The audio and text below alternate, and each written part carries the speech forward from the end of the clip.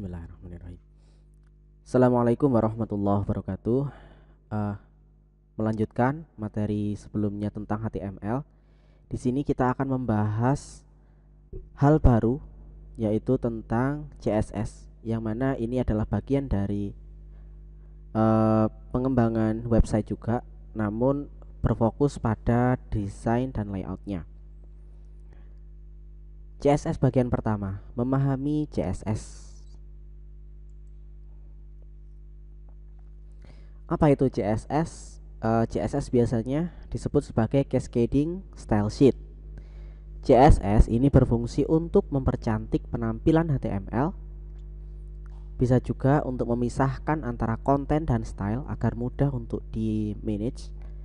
Dan biasanya sebuah file CSS itu bisa digunakan untuk banyak halaman. Jadi kita tidak perlu menyeting atau membuat CSS di setiap halamannya. Kita hanya perlu membuat satu eksternal CSS yang nanti bisa dimanfaatkan untuk banyak halaman HTML.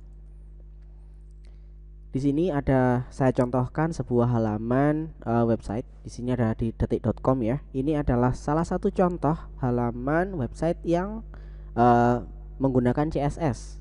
Tampilannya lebih rapi, lebih mudah dibaca, dan lebih indah dibandingkan dengan halaman yang sama dari detik.com. Ini sengaja saya download, kemudian CSS-nya saya hapus. Semua link-link tadi hilang dan digantikan menjadi sebuah halaman HTML yang bisa dikatakan kurang cantik begitu ya. Ini salah satu fungsi secara jelas dari sebuah CSS. Nah, CSS itu penulisannya ada beberapa, tapi yang jelas di sini ada salah satu contoh file CSS. Ini adalah internal CSS ya. Ini ditulis di dalam head.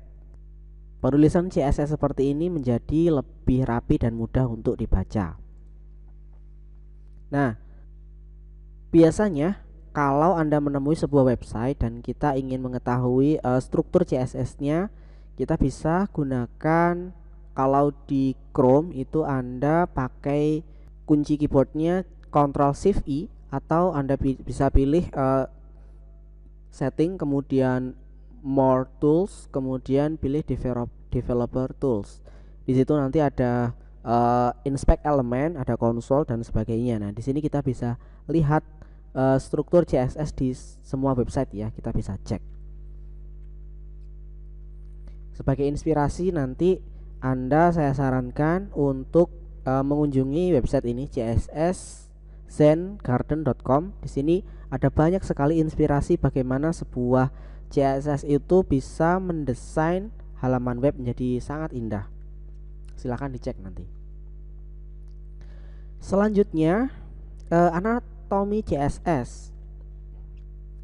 Yang pertama adalah selektor. Selektor itu ada 3 ya. Yang pertama adalah selektor tag, kemudian yang kedua ada ID dan ada selektor kelas. Yang pertama ini adalah selektor tag. Biasanya yang digunakan adalah tag HTML yang ingin diberi style. Penulisan selektor HTML dilakukan tanpa menggunakan tag. Struktur penulisan seperti ini, ada selektor, di dalamnya ada kurung kurawal, kemudian property (2) value. Seperti ini ya. Di contohnya secara langsung menjadi contohnya ada H1 kurung kurawal, kemudian color blue, font size 30. Ini membacanya pilih elemen H1 pada dokumen, lalu set warna menjadi biru dan besar fontnya 30 pixel. Nah, perlu diperhatikan untuk setiap baris style, misalkan ini warna dan ini font, itu pemisahannya digunakan tanda titik koma, jangan sampai lupa ya. Dan juga jangan sampai salah ketik. Kalau Anda gunakan titik 2 nanti juga tidak error, tapi stylenya tidak akan jalan. Jenis selektor yang kedua ada ID dan kelas. Selektor ID menggunakan tanda crash atau hashtag. Biasanya selektor ID ini digunakan untuk satu elemen saja. Kemudian yang kedua adalah selektor kelas. Selektor ini menggunakan tanda titik untuk penulisan stylenya dan biasanya digunakan untuk banyak elemen. Nanti contoh penulisan selektor ID dan kelas ini bisa Anda coba pada latihan 4 nanti ya. Kemudian untuk tag selector itu Anda bisa tulis secara single selector, artinya H1 seperti apa, H2 seperti apa, H3 seperti apa, sendiri-sendiri itu boleh. Ada juga Anda bisa gunakan multiple selector seperti ini menggunakan pemisah koma. Jadi Anda tulis di sini H1, H2, H3, P, text transform capitalize. Jadi semua teks yang berada di dalam tag H1, 2 dan 3 dan P akan berubah menjadi kapital. Apakah H3-nya ini berbeda? Tidak. Untuk H3 berarti dia kena kapital, dia juga kena underline. Tapi yang kena underline hanya H3 ya, H1, 2-nya tidak, karena tidak disetting. Seperti itu. Ini model ada single selector dan multiple selector. Kemudian teknik styling seperti kita bahas sebelumnya. Jadi teknik styling itu ada 3. Yang pertama adalah inline style, yang mana penulisannya ditulis langsung pada elemen HTML. Inline style ini hanya berlaku untuk satu elemen yang dikenai style. Jadi misalkan saya ingin memberi style pada H2 saja. Di sini saya tulis style font size 30 px atau pixel, kemudian warnanya aqua, maka untuk H2 satu elemen ini saja dia akan berwarna biru dan fontnya 30 px.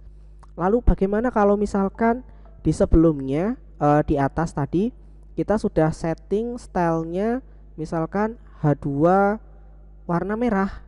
Nah, nanti inline style ini akan mengoverride ya, atau mengubah secara khusus untuk yang ditulis di dalam inline style. Jadi ini memang biasanya digunakan untuk keadaan tertentu saja atau keadaan spesial seperti itu. Nah, untuk latihannya silahkan Anda coba. Ini akan menjadi latihan 1 pada pertemuan kita di CSS ini. Yang kedua, internal style.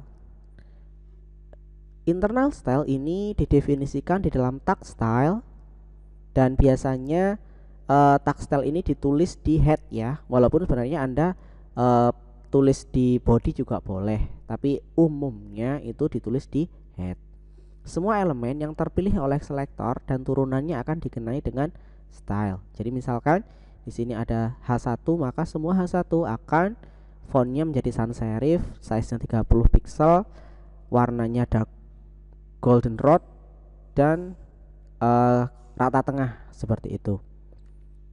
Sebagai latihan silahkan Anda pause dan nanti dicoba langsung ya di rumah, nanti dikumpulkan.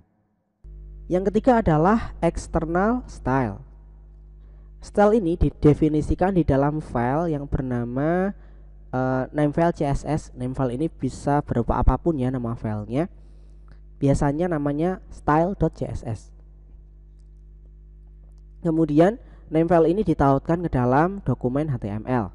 Nah, di dalam file pertama yaitu style CSS ini Anda tuliskan semua style CSS-nya tanpa tag style ya, jangan sampai salah. Nah, kemudian untuk memanggil style.css ini Anda tulis linknya di dalam head HTML-nya, link kemudian href dan selanjutnya. Tapi ini contoh yang salah ya, harusnya nama href-nya adalah style.css. Ini contoh yang salah. Oke, sebagai latihan yang pertama silahkan Anda tulis, Anda buat latihan 3.html. Di situ nanti Anda tuliskan link CSS-nya, ini href style latihan 3.css, rel style sheet, type-nya text CSS.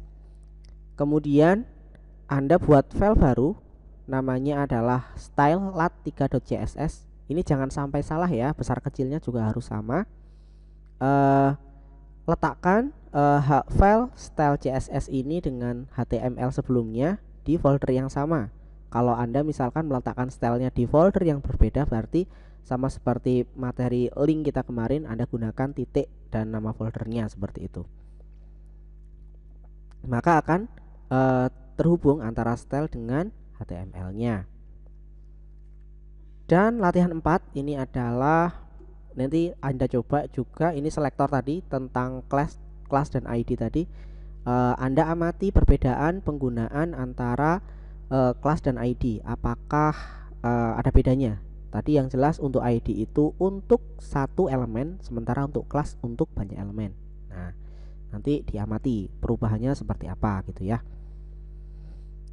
Selanjutnya, jenis properti CSS. Ada banyak sekali properti CSS yang bisa kita manfaatkan untuk mengatur halaman website kita, mulai dari background, border, box model, layouting, font, text, list, marker, animasi, transisi, dan banyak sekali yang lain, yang mana Anda bisa mencari dan membaca referensinya di w3schools.com CSS-ref.